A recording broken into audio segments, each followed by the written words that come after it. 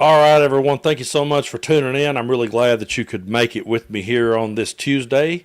Hope everyone's having a great day, all things considered, and hope everyone is getting through the best you can. Before we really get rolling with today's show, I just wanted to take a minute real quick. I saw a comment in the comment section from someone who said they really weren't doing the best mentally and were having some thoughts. And so I just want to say, if you're in need and you need help and you need to talk to someone, call 988. And just remember that you've got this and you can make it through. I've been where you've been. I've been disgusted. I've been in some terrible places in my life. I've battled addiction over the years and went through a whole lot of things. So if I can make it, pretty much anybody can. So I wish you the very best and get the help you need. I hope that everything gets better. I know this day and age, what we're going through, we're all stressed to the max. And that's why I tell my listeners, and I know this may not be the most popular thing that a YouTuber should say, because we're always told to encourage our audience to come back, And if all I was doing was just sitting here and drinking beer and tasting hot sauce and walking around Target Putin like Jack Vale, then it'd be different. But we're covering some very very heavy subjects. And those heavy subjects can get heavy and can weigh on us really hard. So when friends of mine or family or listeners says, "Hey, Brando, it's been a while. I haven't listened to your videos. Sorry," they're apologetic about listening to my videos or not listening. I always tell them, "Hey, it's okay. Tune out when you need to and come back when you're ready. And take care of your mental health always, because we got to get through this, and we all need each other to pull through." So I wish everyone the best, and just do the best to take care of your mental health. I always tell people, whatever you do, I'm not one to preach at people and say I'm never one of these people. Even though I've battled addiction and I've been in had problems before, I've never been like a just say no kind of person. I've never been that way. I've always told people to be smart. Have common sense about it and use moderation, But anyway, I really appreciate all of you. And like I said, just take care of yourselves first and foremost, because we really do need each other to get through these next couple of years. And so today I was thinking about how that one of the weirdest parts about MAGA to me, and I've never heard this in all the years that I've taught politics. I've never heard people assure you that their guy won't follow through with his campaign promises. But MAGA does this. They do it. When we warned them what Trump would do if he was reelected, they said, "Oh, I don't think he would do that. I don't really think he would do that, Brando. There's no reason in worrying about it. Don't get hyperbolic about it. He wouldn't do that." Well, why would you vote for someone who would do that? Why would you even consider it? Like, why is he your contender if you disagree with what he's about to do? But he's saying he's going to do it. He's telling you he's the snake. He's telling you he's going to bite you. Why on earth would you then say to me, "Well, I don't think he would," even though he's telling me he would? I'm going to vote for someone who's not going to fulfill their campaign promise. That whole idea makes no sense. And then there were those that said to me, well, he might be saying that stuff, man, but don't get hyperbolic about it, because they won't let him do that. There's checks and balances in place. He's got Congress to go through. He's got the Senate. He's got the Supreme Court. He can't do that, man. Again, why would you vote for someone that would do that? That's the big question. But the Supreme Court gave him immunity for official acts. Do you think there's ever going to be a day where Donald Trump says, "Hey, this act right here, this wasn't official"? Y'all got me on that one. You think he's ever going to say that? No. Anything the guy does, he's going to say is official, even if that means locking up a Supreme Court justice themselves. His team says they won't rule that out. So to the Supreme Court, this is exactly what we meant back last year when they made that stupid-ass decision. That's why we said what we said. If you give this guy unlimited power, he's going to abuse it. Also, I've said this till I'm blue in the face, but just the fact that he needed unlimited power in order to be able to do his job tells you that he's really not capable of doing his job. So we're now in this boat, and the Supreme Court is pretty much Dr. Frankenstein. They've created this monster now that is out there, and he's running rampant, and he's going to, because he feels fully empowered, and he's surrounded himself not by qualified people who would respect the cabinets and the agencies he put him in charge of, but he surrounded himself with people that will say, "Yes, sir." So this is one of those fuck around and find out moments. This is one of those we told you so moments, and it's a we told you so moment that I really didn't want to have. You see, I don't like to flex as much as MAGA. Back when the election happened, I never will forget that. I was sitting right here in this chair doing a live. And I realized that things weren't looking good, but I told people, stay positive. Let's see where we're at in a few hours. And I went ahead and logged off. And a little bit not long after I logged off, I just happened to be watching Brian Tyler Cohen, and Brian Tyler Cohen was sitting there when he realized Donald Trump had been reelected, and I could see his face and see his body language, and I went, oh shit.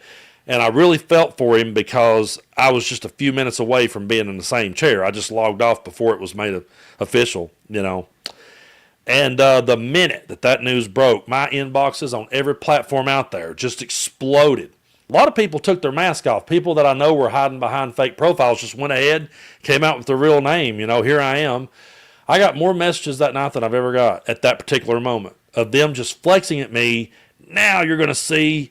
And it was like, you're going to lose everything you got. You're going to lose your platform. You're going to lose your house. You're going to lose everything you got. And we can't wait to see it. And that's what I got all that day, all the next day. And I actually had a death threat the next day, the very next day, a death threat. I'm like, you won. What do you want now? And I've had more death threats since the election than I did before. I've had more people madder than ever than before the election. So go figure. But I'm not the person that wanted to flex at them and go, see, I was right. He's abusing his power. See, I was right. He's governing like a dictator. I didn't want to have that flex moment at you. You had that flex moment at me because you're weak and you're narrow-minded and you got nothing better to do with your day.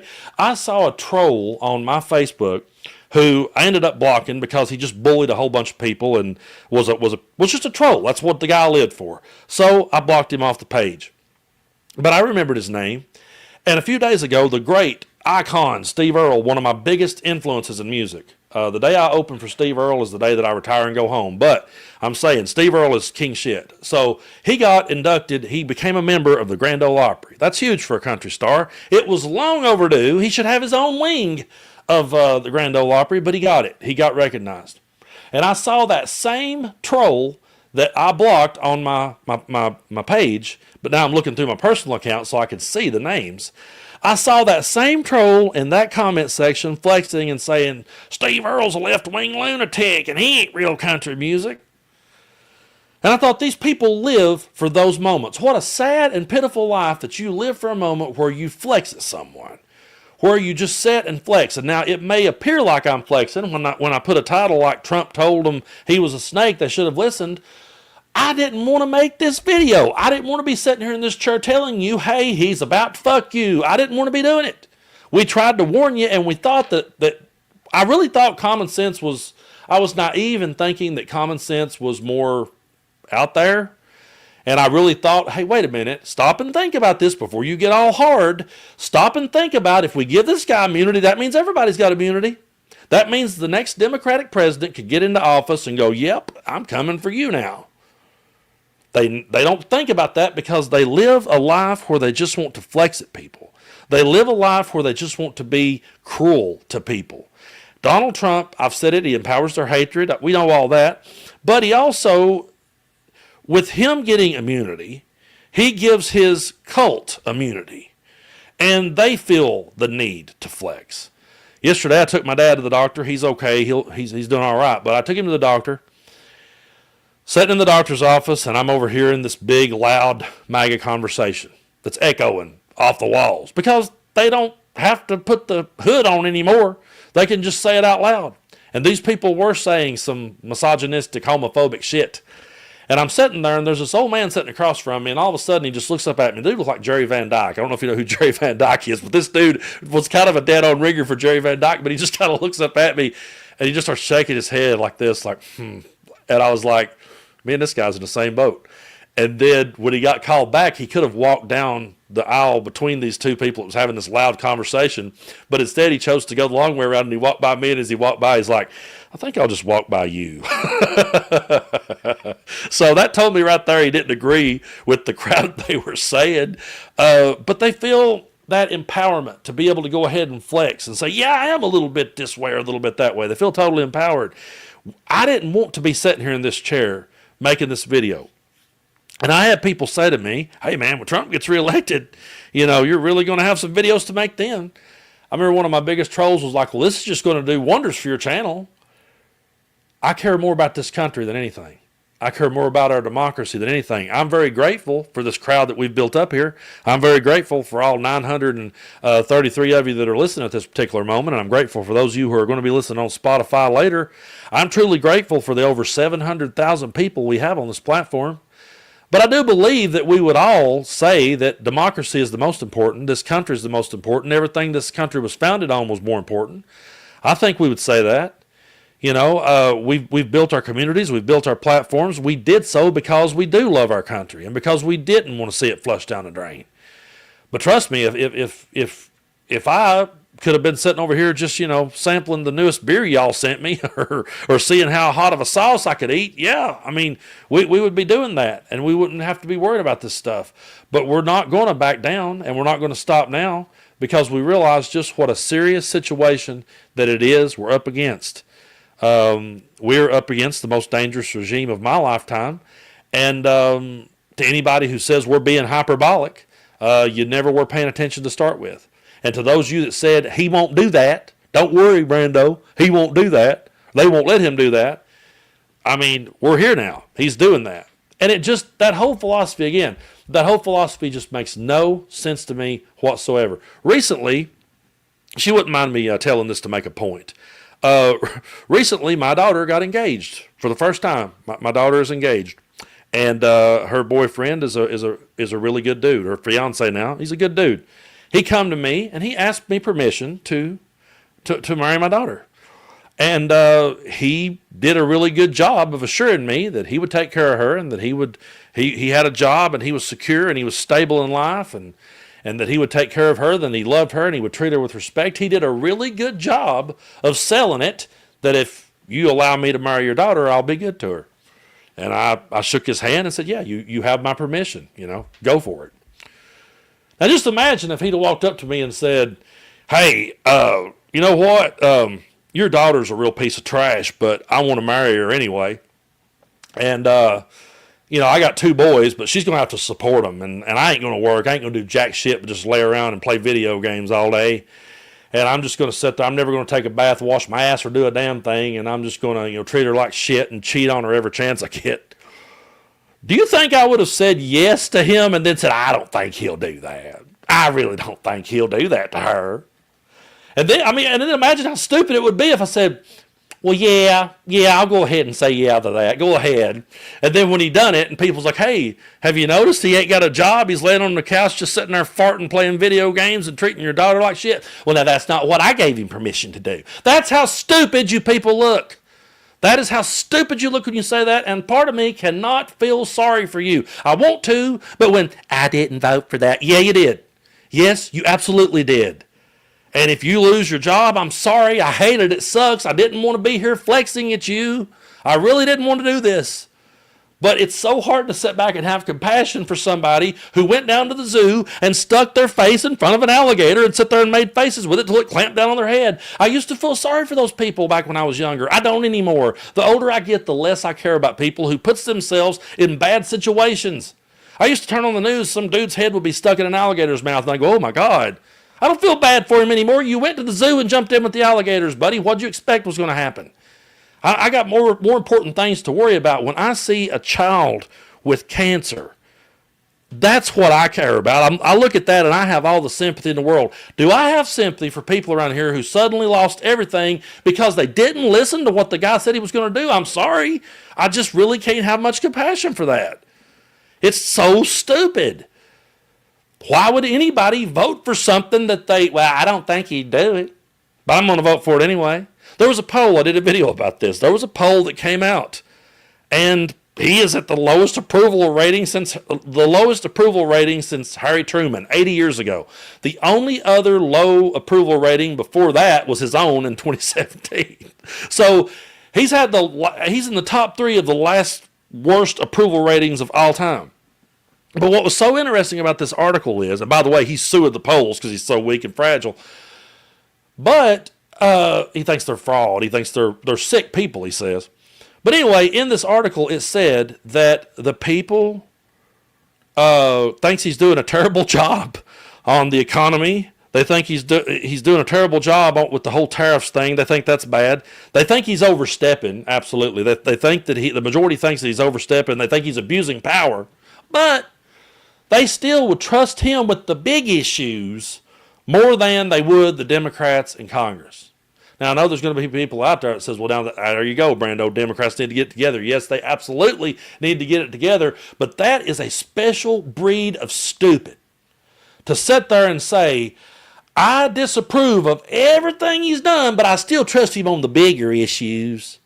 What's bigger than a guy running as a dictator? What's bigger than that? What's bigger than a guy that is absolutely defying all the orders, including the Supreme Court, and saying that they wouldn't rule out locking up Supreme Court justice? What could possibly be the bigger issue? What could it be? They trust him with the big issues.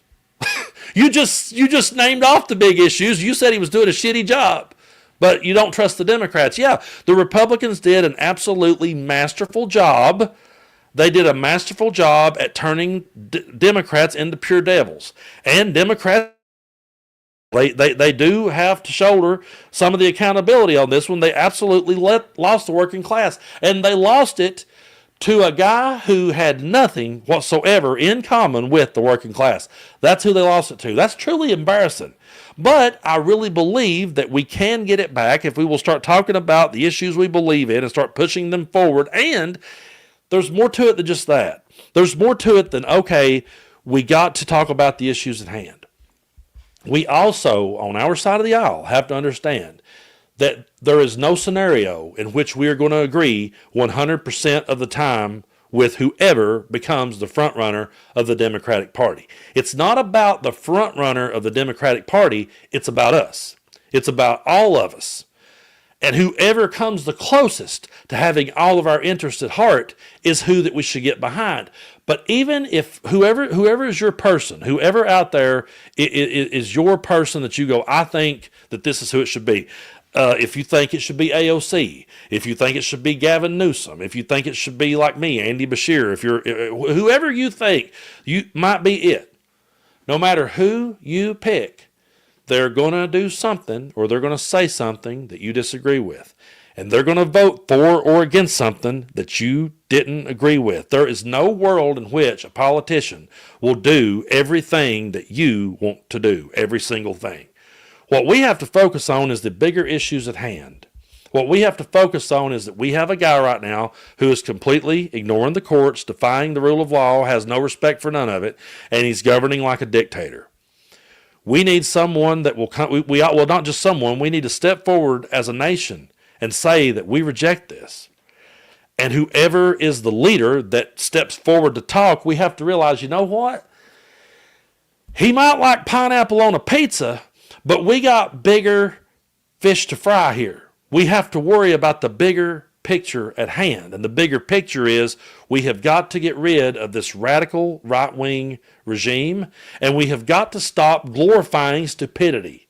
That's what Donald Trump has did. He's glorified stupidity. He's made stupidity cool. He's made stupid people believe that if they get together and congregate enough, and there's enough of them, that if there's more stupid people, then they can have more power and that makes them more credible. It does not make them any more credible. When someone says to me, well, a lot of people believe it, Brando. That's where Gavin Newsom and Bill Maher completely read the room. Well, we got to talk to Charlie Kirk. A lot of people listen to him. There were people when Charles Manson ordered the Manson family to do the Manson murders. He had followers that all shaved their heads, carved X's in their foreheads, and they crawled through the streets. And they sat outside and they sang songs. Guess what? Charlie and the girls still went to prison. There was somebody somewhere that could have easily said, well, but a lot of people believe it. A lot of people think she's innocent. Yeah, a lot of people did.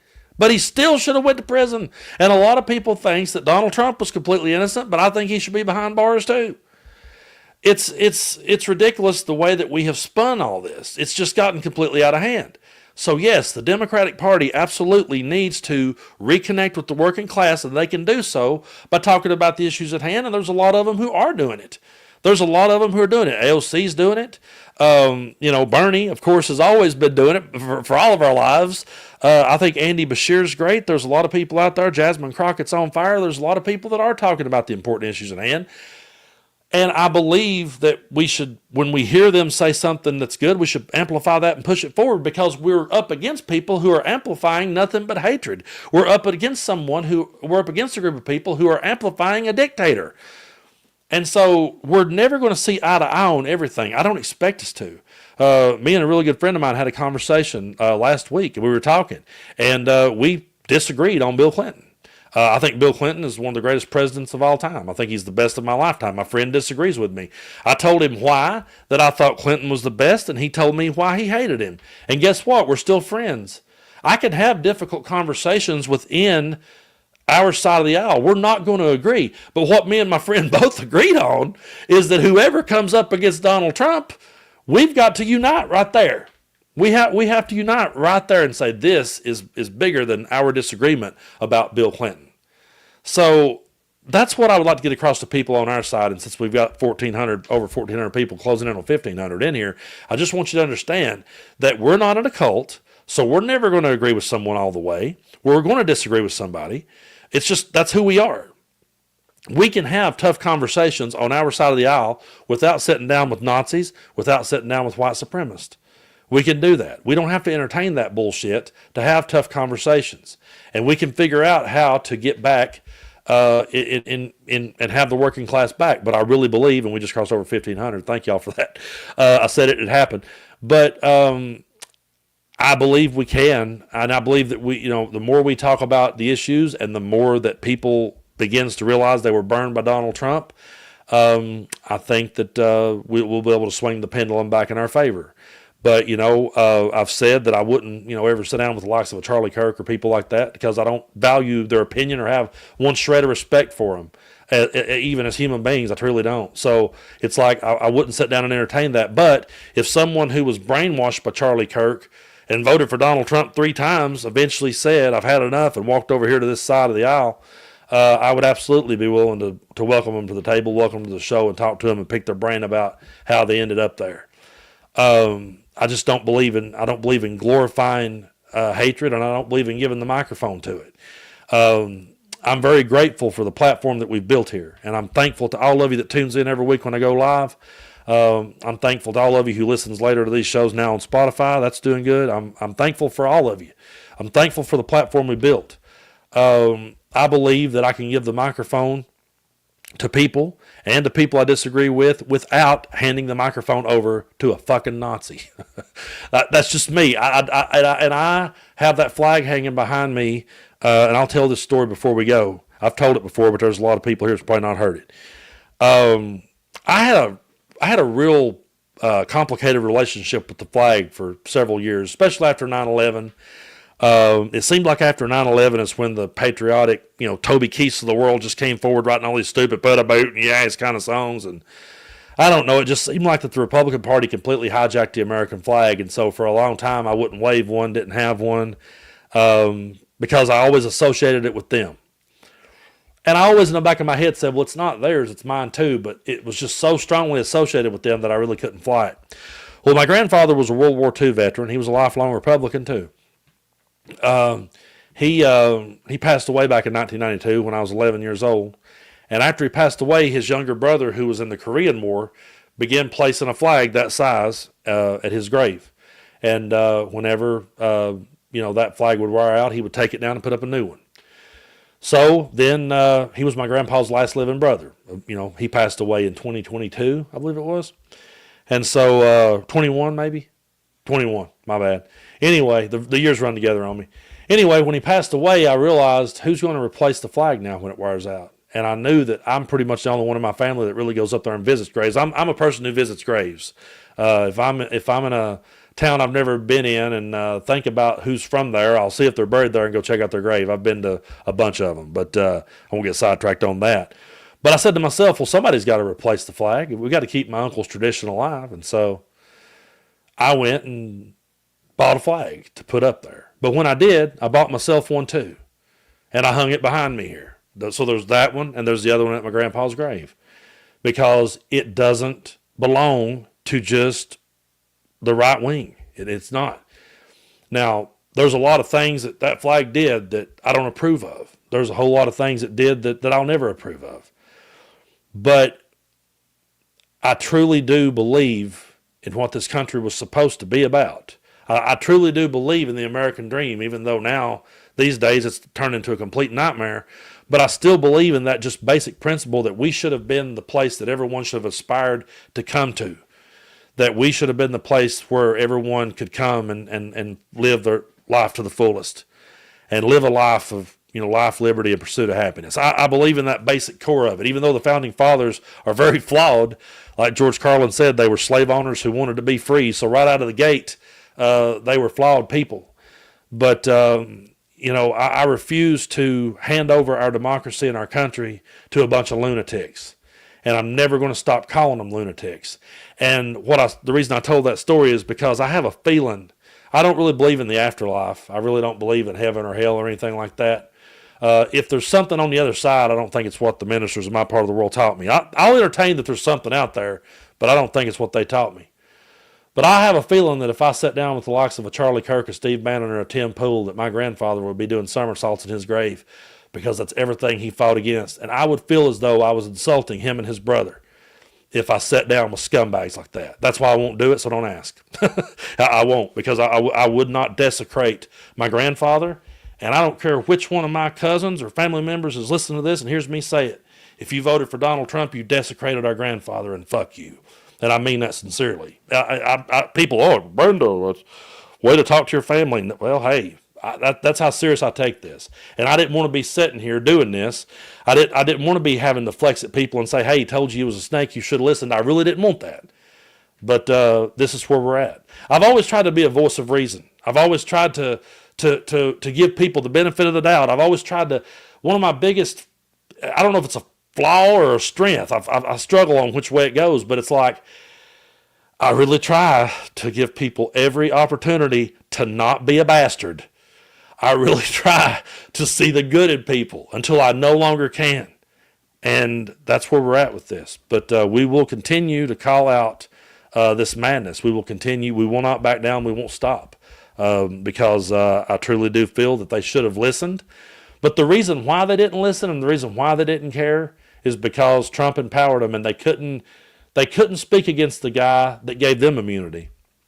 They couldn't speak against the guy that made being stupid cool again. Because if they spoke against him, then they'd have to smarten up on everything, and they're not willing to do that. So, folks, I'm about to wrap it up here. I want to thank y'all so much for tuning in. I hope everyone is having a good Tuesday. Remind everybody, for those of you who are patrons, yes, I should have probably said this at the start of the show, but we kind of got sidetracked at the start there. Hope whoever was having a bad day, I really hope you get help. Again, if you need it, dial 988 and talk with somebody. I know these are stressful times. But I am going to be going live on Patreon here at 12:45, 15 minutes from now. I will be going live there. And I'm going to be talking about the influence of Creedence Clearwater Revival. I bought one of their records yesterday, Cosmos Factory, and so I'm going to be doing that. Also, remind you all, I am on Blue Sky. I'm on Substack. I'm kind of focusing more of my content there. I share the links over to Facebook and the Meta platforms, but I'm not a big fan of those platforms these days. And I hardly post on TikTok very much because it's just such a hard platform to navigate with all the community guideline violations. But you can check me out always here on YouTube. I'm always here. This is where I put most of my energy. And you can find me on Substack. You can find me on Blue Sky. And you can also join up for a patron membership if you want to. And if you do, over there we kind of steer it away from politics a lot, and we talk about other things. I've lit up the grill over there. I've reviewed cigars. I've tasted some beer over there. So we just try to have a good time with it. And today, I found that CCR album, and so I want to talk a little bit about CCR. We'll be doing that here at 12:45. And also, I want to thank everybody out there who is listening on Spotify. We're putting up now the audio versions of these, and they drop on Spotify. We'll be getting them up on the other podcasting platforms soon. But real quick before we go, I just want to thank Griffless for gifting 5 Tennessee Brando memberships. Thank you. I can't pronounce this name, but thank you so much for the donation. Shout out to Air, to Rachel. Thank you so much. To thank you so much. I appreciate this one. Thanks, Griffless, for the super sticker. Thank you so much. Some of these names I can't pronounce, but I really appreciate you for these. Thanks to Fred. Thanks to Leslie Murray. Thanks to Jeanette, who also gifted 5 Tennessee Brando memberships. Thanks to Terrence. And thanks to Kevin for the super stickers, and to anyone else who may send one before I log off. I really appreciate all of you. Thank you so much for your support here on the channel. We'll keep fighting the good fight and pushing forward. We won't back down. Take care of yourselves again. If anyone ever gets in a situation where you need some help and just need to talk to someone, dial 988 and reach out to someone and talk. Always remember that that you can make it. We've all been through some dark times. I know I'm not, much of a believer, but I'll say this: I view the world that we're all on a show together. We're all in a movie. And we're all playing a part in it. And so I want to stick around and see how the show ends. I don't want to write myself off the show. I want to stick around and see how it ends, and I will play it out to the very end. So whoever out there, I hope you get help, and hope everything is. Hope you. Just wish you the very best. But tune in here in a few minutes over on Patreon, and we'll try to take our minds off all this crap and talk a little bit about CCR, one of my favorite bands ever. I'll tell the story about how my dad changed my life when he bought me my first Creedence cassette tape. I had a cassette tape. Oh, and I will tell you this because this is funny. So when I bought this record, I bought it at a Walmart. I found it at a Walmart. I went, wow, this is awesome. And I laid it up on the counter, and the boy goes, do you want your calendar in a bag? And I said, huh? He's like, do you want your calendar in a bag? I said, I didn't get a calendar. He's like, this. I said, that's a record, pal. Go try one out. But anyway, thank y'all so much. I really appreciate each and every one of you, and you all have a great rest of your week.